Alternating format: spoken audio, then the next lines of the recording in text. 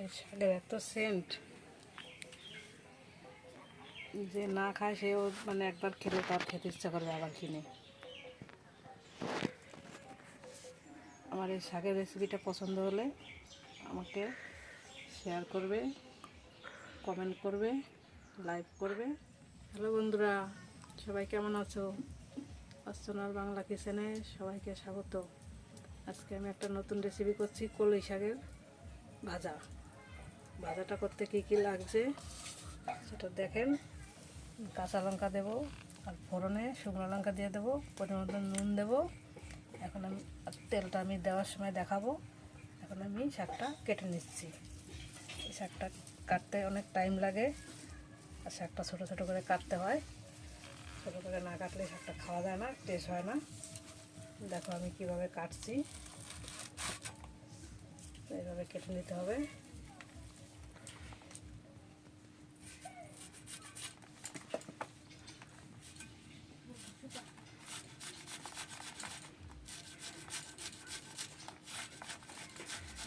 যত ছোটো হবে তত শাকটা খেতে ভালো হবে, ভাজলে খুব মোলায়েম হবে, একদম মিশে যাবে।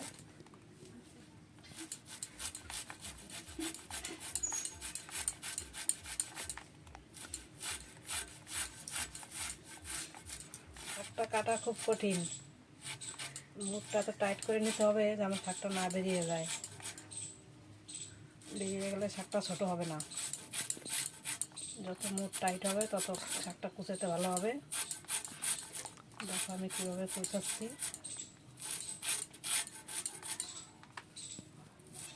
এবার টাইট করে ধরে কাটবা, দেখবা কত সুন্দর হয়।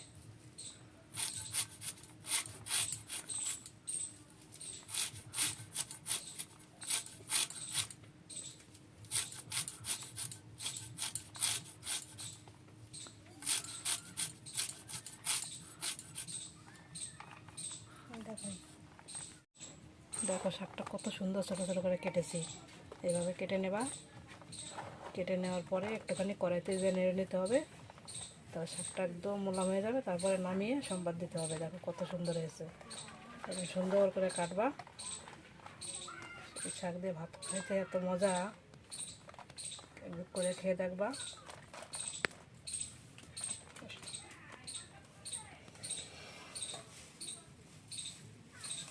দেখো শাকটা কীভাবে ধরি। শাকটা ধরতে হবে, ধরে এরকম মুখটা টাইট করে সুন্দর করে গুছিয়ে এইভাবে কেটে নিতে হবে। দেখো কত সুন্দর, মুখ টাইট করে ধরতে হবে। দেখো কীভাবে টাইট করে ধরেছি, টাইট করে ধরে কাটতে হবে।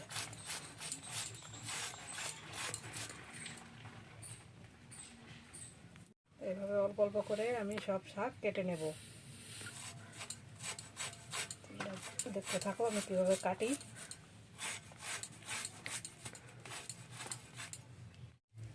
দেখো বন্ধুরা, শাক কুচানো হয়ে গেছে প্রায়, আর একটুখানি বাকি আছে। কীভাবে কুচালাম দেখলা তো? এইভাবে কুচাইয়া ভাজা করে খেয়ে দেখবা, কি মজা খেতে, সেই স্বাদ।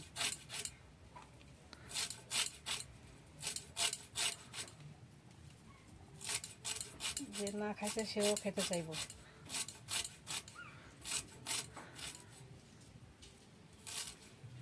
একবার করে খেয়ে দেখো, না খেলে বুঝতে পারবা না এই শাকটার এত স্বাদ।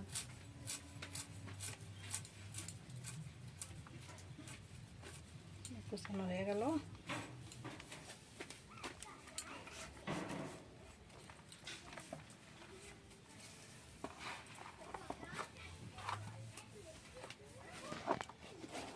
দেখো কত সুন্দর হয়েছে কুচানো। এরকম সুন্দর করে কুচাবা, দেখো মনে হচ্ছে রান্না হয়ে গেছে। শাকটা কেটেছিলাম, এখন আমি কড়াই গরম হয়ে গেছে, শাকটা দিয়ে একটু নাড়াচাড়া করে নেব।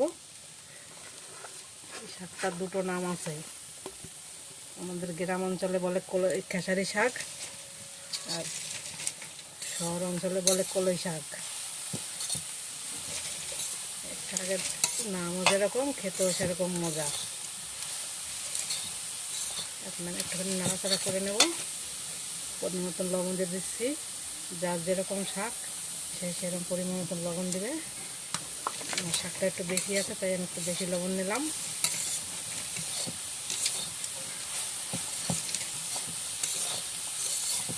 নাড়াচাড়া করে নামিয়ে নেব, তারপরে ফোড়ন দেব।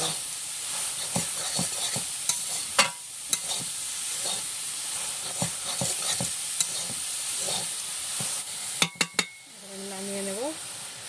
শাকটা এখন একটুখানি হয়ে গেছে, দেখো কতটা শাক ওইটুখানি হয়ে গেল। এখন আমি একটু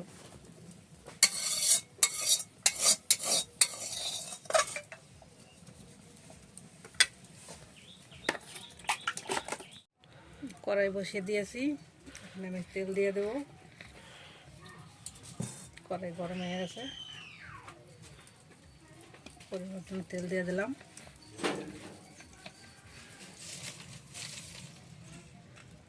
চারটা শুকনো লঙ্কা নিয়েছি, চারটা লঙ্কা ফোড়ন দেবো।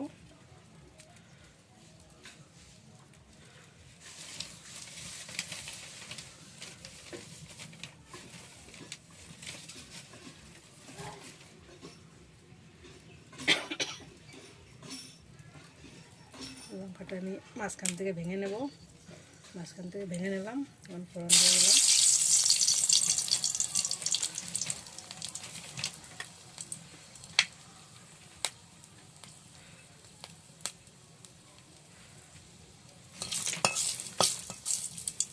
কাঁচা লঙ্কা ছিঁড়ে রাখছিলাম, তেলে নেড়ে নেব।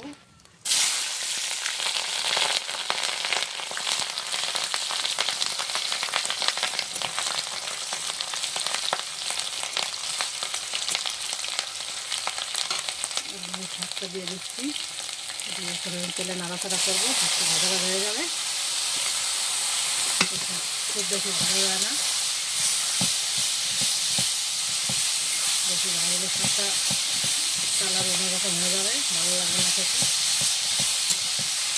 শাকের কালারটা সবুজ থাকবে ভাজতে ভাজতে, খেতেও খুব মজা হবে।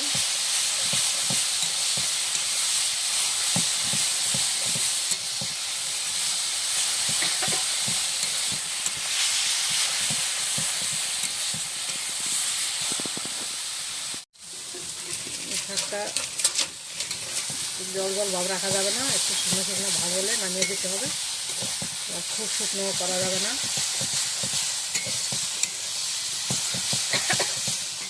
5 মিনিট নাড়াচাড়া করে নেব।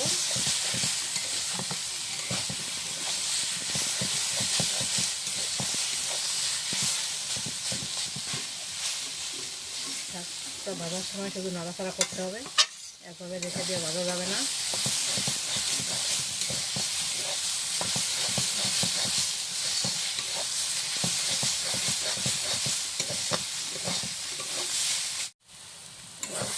কড়াইতে দিলে খুব লেগে যাওয়ার ভয় থাকে, আর লেগে গেলে একটু কাপড়টা গন্ধ বেরোবে, ওই জন্য শুধু নাড়াচাড়া করতে হবে। নাড়াচাড়ার উপরে শাকটা রান্না করে নিতে হবে। শাক হয়ে গেছে রেডি, নামিয়ে নেব।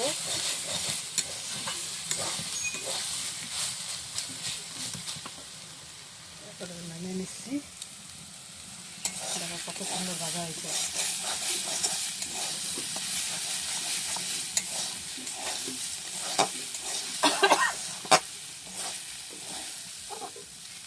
নামিয়ে নিচ্ছি, এটা নামিয়ে একটু মেলে রাখতে হবে, মেলে দিলে শাকটা হয়ে যাবে না, কালারটা সুন্দর থাকবে।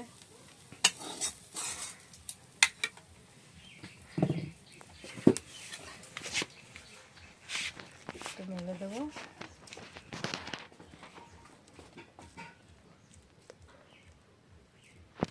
বন্ধুরা কত সুন্দর হয়েছে, এরকম সুন্দর করে ভাজবা, ভেজে গরম ভাতের সঙ্গে খেয়ে দেখবা, খেতে যে কি টেস্ট, মনে হবে আরও খাই।